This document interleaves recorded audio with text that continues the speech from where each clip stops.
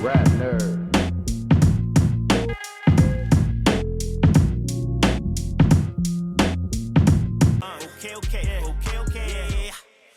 Okay. I'm running with a lawyer out of Georgia State. Talk real ugly, got a gorgeous face. All my enemies reach a glorious fate. Can't sound me, I'm out of orbit, man. They marvel at me like I'm porcelain. Niggas coming up short like it's Lord of the Rings. Better tell Frodo that I'm motor lame, huh?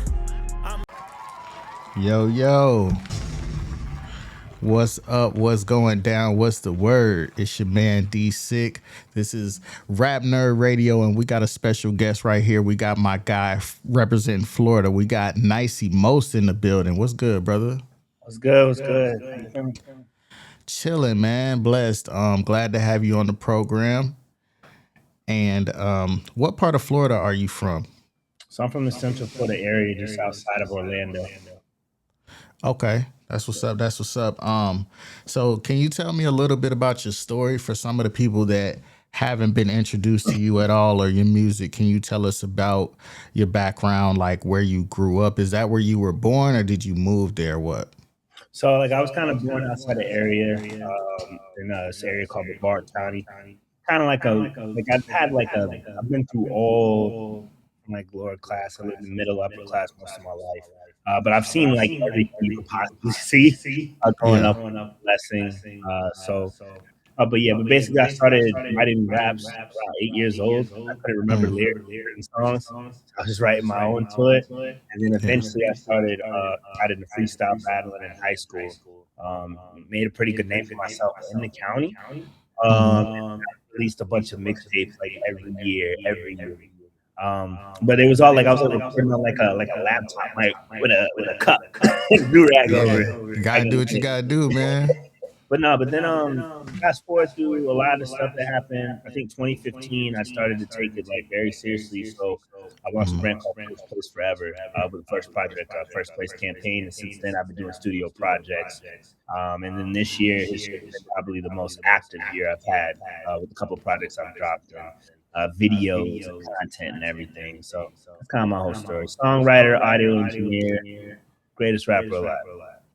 That's what's up, man. I love that confidence too. And as you were coming up, like, what was the turn point that made you say, okay, I'm gonna take this thing seriously? Is it just that like people were telling you that you should, or it was just already in you, or what? So I guess like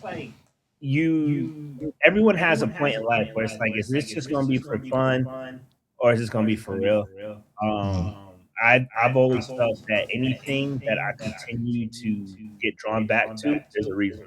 So no matter what happened in my life, even when I was at a very, very, very low point in my life, I was brought back to music. And I've seen a lot of success even when I wasn't getting 100% into it. And so then I decided to completely commit with the people around me. And everyone around me that has worked in music, and one of the producers I work with closely, my close friend, Shark, watched him just continue to grow through the music industry. And I was just like, all right, I'm around people that are doing it. I see these people doing it. They give me my respect. Maybe I just need to, build up the confidence in myself and just go for it. For sure. Who were some of your musical inspirations as you were deciding that you wanted to get into this thing? So I mean, like as far as the rap world, it's gonna be like Nas, Biggie, X, Mace, like people that were very instrumental into changing how I thought, how I dressed, how I talked. Like T.I., Ludacris, like that's kind of like what I was growing up on. Ice Cube. So that's kind of where I draw like influence from. But like my goal and my target, who I see as competition, is like a Quincy Jones or Pharrell, just because I've gotten into the songwriting world, putting together projects, writing for the artists and stuff like that. So okay. So I'm trying to get past like I want to be the greatest rapper to ever do it. Yeah. I also want to be the greatest songwriter to ever do it. I want to just take it level. So I look at whoever's the highest in the clinical aim at them.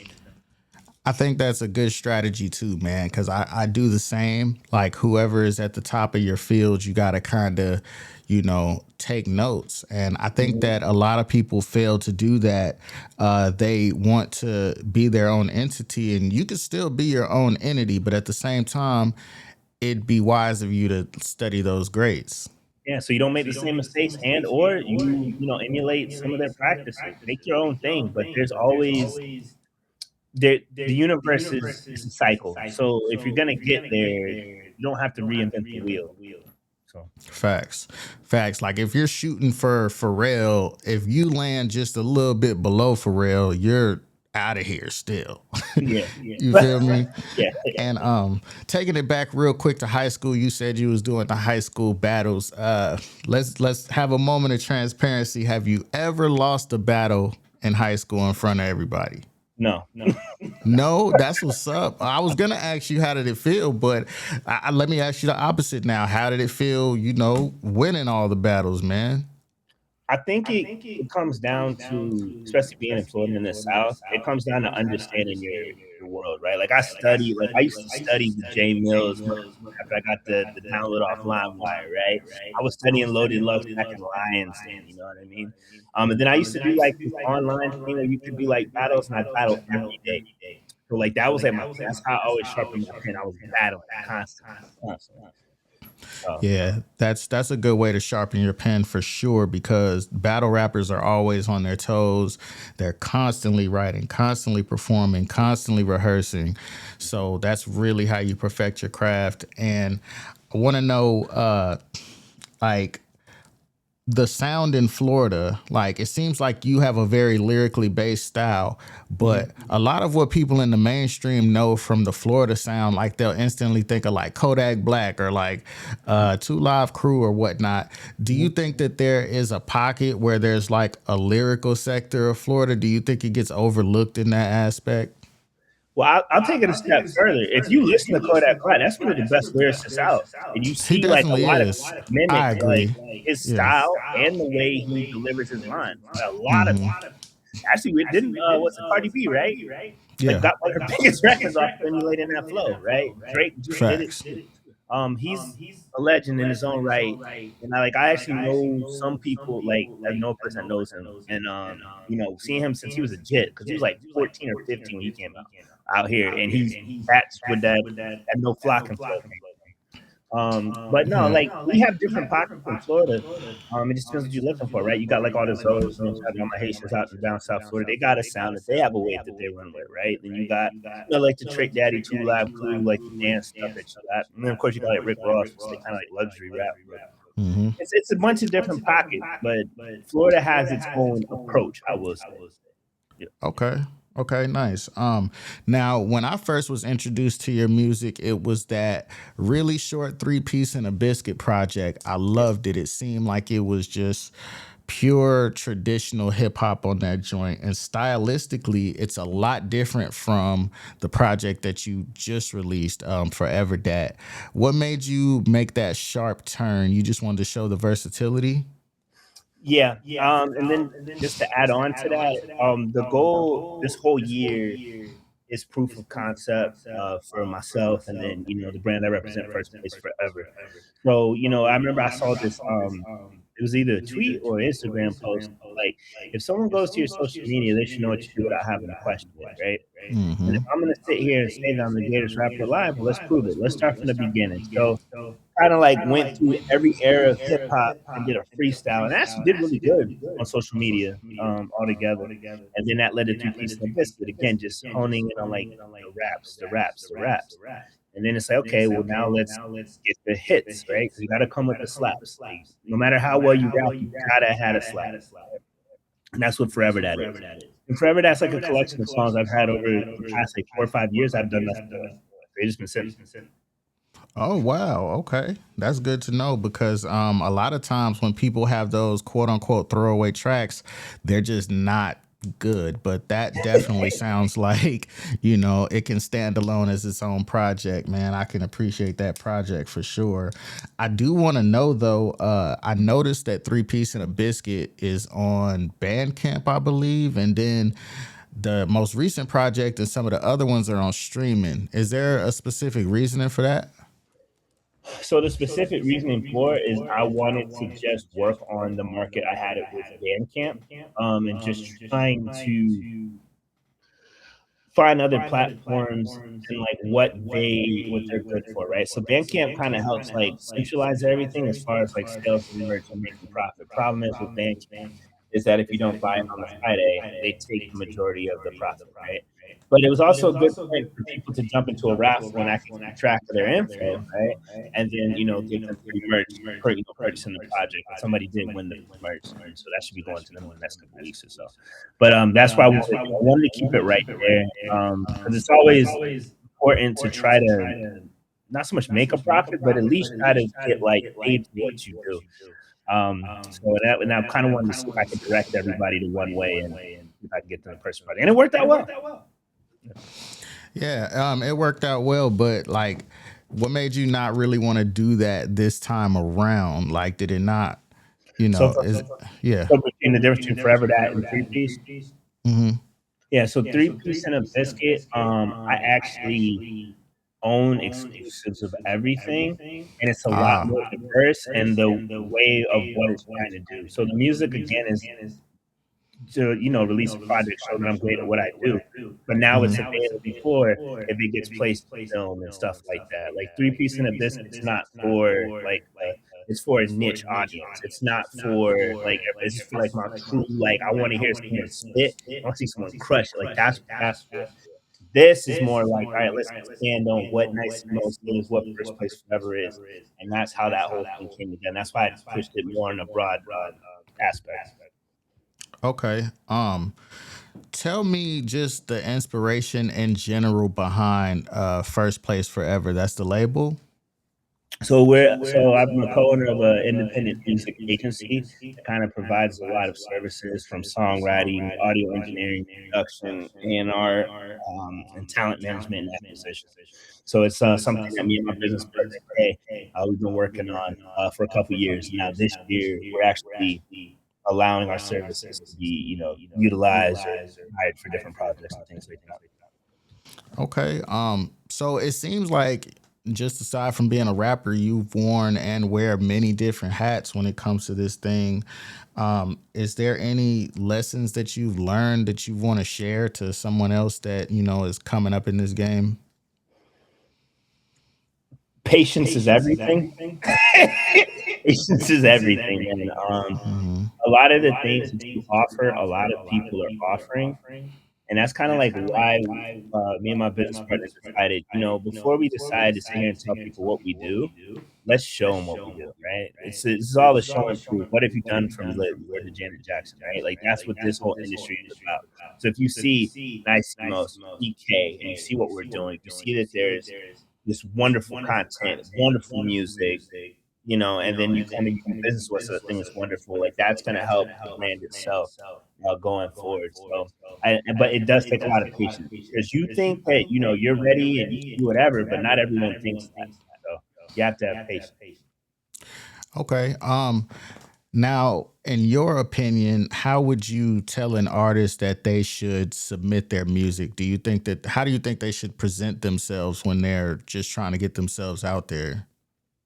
I think it's a multifaceted thing. I think what every artist, rapper, singer, whatever it may be, I think the thing that they need to focus on the most is that you need to make sure your product is solid. Like you have to focus on that first before you decide to present to anybody. Be confident enough in your product because you have to keep selling that to people. If you focus on the product first, when you then present yourself, and you had the confidence in the product, it'll show everything else. Okay, so that's what I would say. Focus on the art.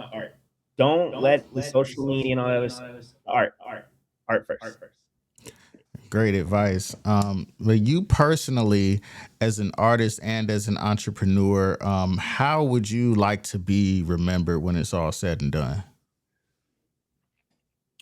I set a new standard, right? So first place forever. That's the whole point. Like I feel that it's a blessing and a curse that everyone can do music now, right? You can even type in prompts and do music now. But there's a standard that needs to be held.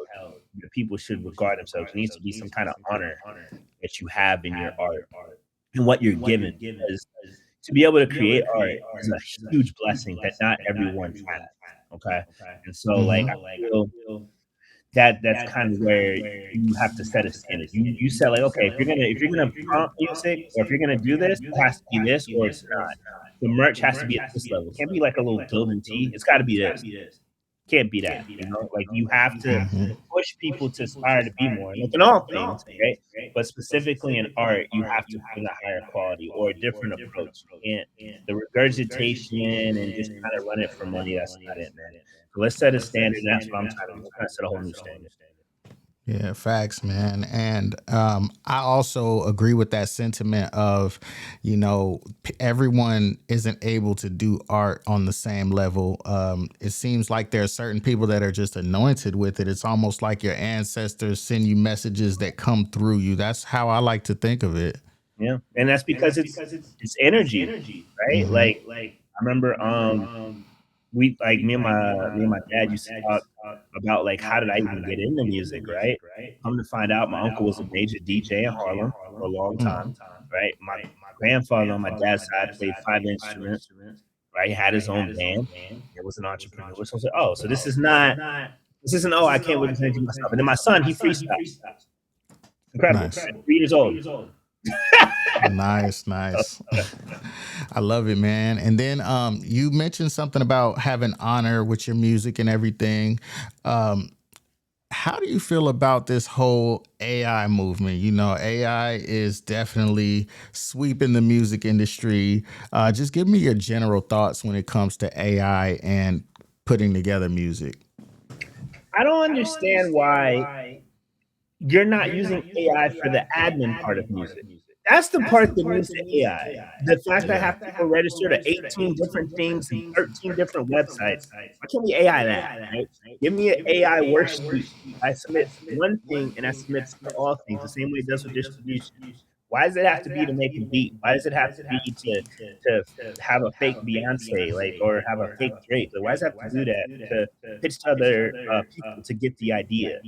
Right? Like that's not how it's supposed to work. AI should be for like accounting. Like there's mundane tasks and there's redundant things that you have that need to be solved quickly. Facts. I use it for mundane tasks all the time. Like as far as like helping me write my descriptions for YouTube videos or just helping me out with the SEO and stuff like that. But there has to be a certain level of integrity, especially with the music itself. I don't know how much I approve of people being able to press a button and something just come out. Like when it comes to actually making the music, that's where I'm kind of like, I don't know about that. That's not it. Like you can't. It has to be an expression of you, right? Like there's some people I've seen interesting things with what they do. Like me personally, I can't use AI music because I like the process. But like, let's say, all right, look, I have these records, right? You prompt the AI, and you're like, oh, make a beat like this. And then you're trying to learn the structure of a beat. Okay, you can use it as a learning modality, but don't use it as your definitive creative asset. Right. I've seen people do that.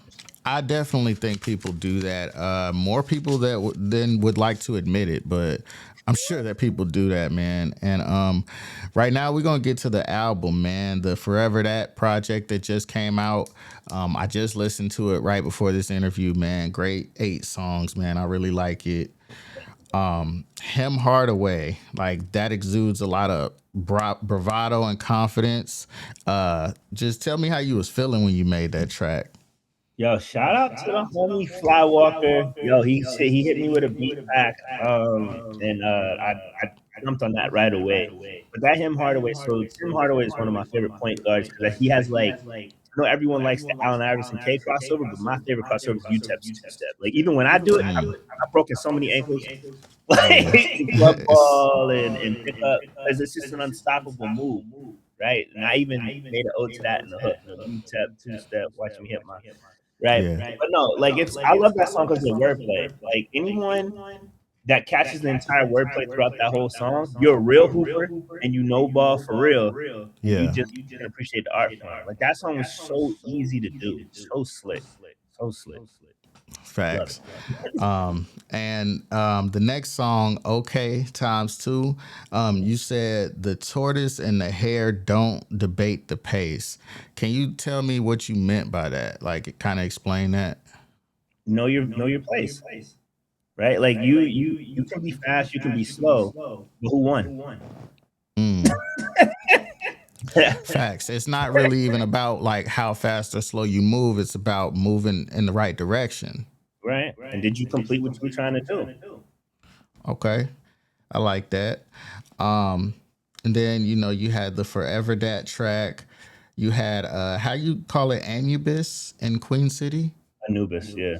So like Anubis in my Queen City. monikers is Anubis, kind of plays in the first place forever. So I don't know if you're familiar with Egyptian mythology, but Anubis was the god of death. Essentially, you hold a scale, weigh your heart to a feather. If your heart was heavier than the feather, you'd be sent to purgatory. If it was lighter or the same, you were able to go into the afterlife, right? And so that's Mm. where that comes from. And that's kind of just like one of the mythological entities that like I identify with, and is actually a logo for Niceymost. So Anubis in Queen City is just based on like me kind of bragging about like I'm finally getting to a point in my life, and I just moved to Charlotte, so that's why you got the in Queen City thing. And shout out to Carlo on the beat, who's produced for like Pro Era and stuff like that. He actually produced another record I was on with La Russell that I released last year as well, called Oh No Good. Mm. And then shout out to Pete Pablo on the sample on the record. Tight. I was gonna ask you about that La Russell collab too. Like, how did that come about? Was that pretty easy to get him on a track? Yes, surprisingly, it was. It was. We reached out to him, had the record, he was rocking with it. And I was thinking, like, with most people you work with, it's gonna take a while, but he got it done. I think it was in 2 days. That's tight, man. That's a man of the people right there. Yeah, he smacked the shot out of us. Yeah, man, for real. Now Anubis, I'm not so familiar with that, so I am intrigued by that. I'm gonna have to go look into that. I appreciate you filling me in on that. And you mentioned something at the end of that track about like telling beat makers don't reach out to you. You know what I'm saying, about the splits after you blow up and stuff. Tell me like the motivation, or was there a specific scenario that made you spit that line, or what happened? It's again, this goes back to like, you have the art and you have the business of everything, and one of the most difficult things is doing business with people properly and you're not getting it in return. It's a huge problem, whether it be with artists, producers specifically for that line, or like A&Rs, tour man, like stuff like that. That's just what it's speaking to, because it's just, again, we're about to go in first, like we are in first place, right? And we're always gonna be there. But like, don't talk down to us, and then we get there. Now you want to be nah. We're drawing lines in the sand. Like, this is it. We're not doing this. I feel that business definitely has to be comfortable and correct on both ends. There should be no ego involved whatsoever, and that's where a lot of Not if you people, get I paid think, on mess time. up. Absolutely not. Yeah, for sure. If you got your fee, like, what Yeah. else is there really to talk about? And don't forget, help promote the record. Like, that's the thing about collaboration with music. Like, people go to get paid for whatever they do. Promote the record. Go, like, yo, like, you should be proud of it too. You were a part of this. But it's not the same. The honor. Right. Right. There's some producers I think that are more passive, that are more beat makers really. That's like, I'm just gonna make all these beats and whoever gets them, not caring to foster relationships, not caring to, like you said, help promote the records or anything like that. So I guess it's just trial and error. There's no way to know who's the best people to work with until you work with some people. Yeah, that's just that. But you did the song Awake, featuring Mike SB and Rocky Fresh. Could you tell me about your relationship with those artists? So me and Mike, shout out Mike. Mike is an incredible songwriter. Incredible songwriter. Like, I can't say that enough. We were doing writing sessions for other artists in the past. We came across each other when I was in Miami for a little bit of time. And I really liked his vibe. I like working with him. So actually, when I got this record together, I think me and Rocky Fresh started following each other maybe last year. Because I actually worked with him on a record for First Place Forever a while ago. And then I had this record, and I did a verse, and I didn't know what else to do. I was like, I sent it to Rock, like, hey, let me see what do you want to do on it. And he did a whole verse. I was expecting a hook. And I was like, dang, this verse is hard. Yeah. I was like, and I gotta find someone to do hooks. I couldn't come up with a hook. I got stumped. So I was like, Mike, throw something on there. And Mike did that on first try. Snap, killed it. I was like, perfect. This is a banger. This is a hit. Shout out Dos Keys on the beat. Like that was oof, love that record. Yeah, and I feel like that's the ancestral world telling you to stop. Like when you can't come up with the hook, but you come up with the verse, that's them telling you stop. Like that's not for you, you know. Yeah, and we didn't prompt AI. We hit real humans. Yeah, that's fire. So and then you didn't have too many features, because the next song after that had some features too, but then that was it. You had the Takeover and Miss Cam on 1-2. That's a dope track right there. You want to talk about your relationship with those two artists, how you met them and everything? So I met the Takeover when I was working on the same projects with Mike SB. So we were like all together as a group of songwriters working on a couple of projects together. So that's how I know Takeover. Shout out to him. We bought like our mutual friend JT Money. It was like a legend in Florida. So we worked. Oh, I'm familiar. Yeah. So that's how I know him. Miss Cam is actually through one of my homeboys in Baltimore. So whether she knows it or not, I'm gonna keep saying it. Cam is a Baltimore legend, right? As an independent artist, she has her own sound, her own vibe, but she's her own energy. So that's one of those records that's actually been done since 2020. I did that first, then I hit up Takeover maybe 2 years later. And we laced the hook, and then a year later, Cam was on it, and I was just holding it for that. Nice how that came together. Then on Mr. Motion, I noticed that you was kind of melodic with your delivery and everything. It was different from the normal delivery that you did. I like that. That just shows a lot of versatility. Were you nervous at all to approach a track like that? Is that your first time going melodic? No, so actually, I read a lot for R&B artists. Like one of my first songwriter placements was for an R&B singer. So like I do sing. I'm not by any means Luther Vandross or Stevie Wonder, but I can do enough to where I can land my melodies and what we need to do. And then also I thought that project specifically was missing that type of record. So I just wanted to try. I wanted to try to push myself a little bit more and try to creatively expand. And then one of the fun facts of that project is that melody for the hook came from my son freestyling while I was in the car listening to the beat. Nice. And the melody is a very important aspect. And I even say it in the melody from Lil D3. That's nice. To my son. Yeah, you got to give your son some publishing, man. Oh no, he's got it. He's on there. He's on there. That's hard. Yeah, you got a writing credit and stuff. That's dope. That's dope. I want to ask you, as far as the process of writing music, making music, like actually recording it, and then being on stage, which one is your favorite and why?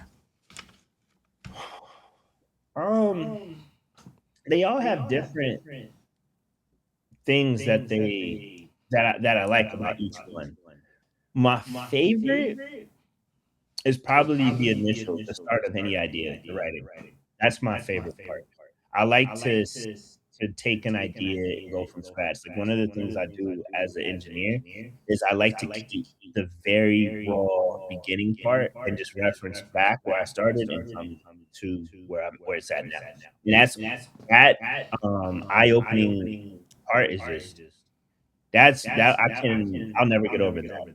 Performing is fire too, because watching everyone respond to you like immediately as you're doing has its own vibe. But I don't know, like building something from scratch is like, and then watching it be where it's at is crazy.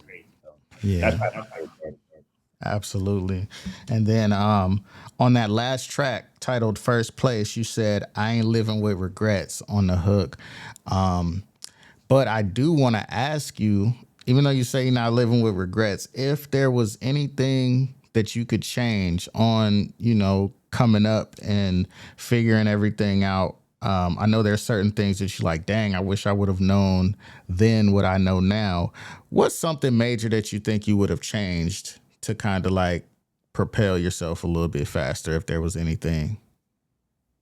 I would have took a higher priority of focusing on building my team first before I did anything. But Mm. I had to go through life, and literally everyone around me, I think even on that project, the people that produced Mr. Motion and First Place, I've known that producer since 7th grade. I Mm. rapped on his first beat he ever made. And so we linked up after I hadn't talked to him in almost a decade. But he's had a couple of placements, and I came back around and, we did some business. We knocked things out. So all these people who are on this project have seen me through different phases in my life. And so I guess I wouldn't have been able to build that team if it would have happened any faster. Okay, so that's something, artists, if you're listening to this, that's something that you definitely want to take seriously, because I'm a big DIYer. I know a lot of artists are, and you want to do everything, but sometimes once you get that team together, that's when the real magic can happen. So I would give guys the same advice. Definitely got to get a team. It's very important. Yeah, you got to get the team is going to help you so much, because there's just some things you can't see and some things you don't know. And that's why you have the team like Shark, who produced OK, Tubbs 2 and Forever That, or like Fly, who's produced him Hardaway, Josaki, who produced Awake, and then Rocket Main, who produced the last 2 records. Like all of these, and then Carlo, like they've also contributed like knowledge to me to help me go forward, especially Shark. Okay. And a quick silly question, man. Has your rap name always been Niceymost, or did you go through like some whack rap names first? So how did it start? How did I get there? I had to think way back. So it was D Nice until somebody who was better than me at basketball in middle school took it from me. Then it was the Nice One, and it went to Nicey Most Likely, and then it became Niceymost. Okay. I like that. Nicey most likely ain't bad either, but it's just that people would Nicey most kind of rolls off the tongue a little bit better, I guess. Yeah, my homeboy's God rest his soul, Shells. He's the one that was calling me that for the longest time, and so that's why I say it just like how he used to say it to me. Okay, for sure, for sure. And can you let everybody know what's next for Niceymost? What you got going on? So we just got a lot of songs coming out. The First Place Forever, our music collective. We have a lot of stuff coming out. You're gonna see me a lot more. More music videos. Hopefully next year. After this whole campaign, might be a full-length album on the way. Right on, man. You want to let everybody know where they can find you at? Me on Instagram, Twitter, TikTok, and it's the same handle. I guess you gotta call it X, but his mama called him Twitter, so he's on Twitter. Right. At Niceymost, Niceymost. You can follow me there, and that's pretty much where I have like all the updates and everything. And you can join my mailing list there too, and you get like exclusive merch, accessibility, little sales accounts and stuff. Dope, man. Dope. So y'all go check out Niceymost, and I want to thank you for being on the program, man. Thank you, brother. Thank you for all your support, by the way, too, man. And congratulations again on this one.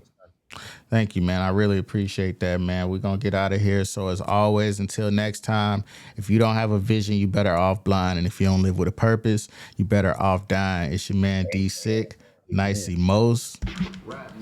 I'm out of here, baby. Peace. Rap nerd.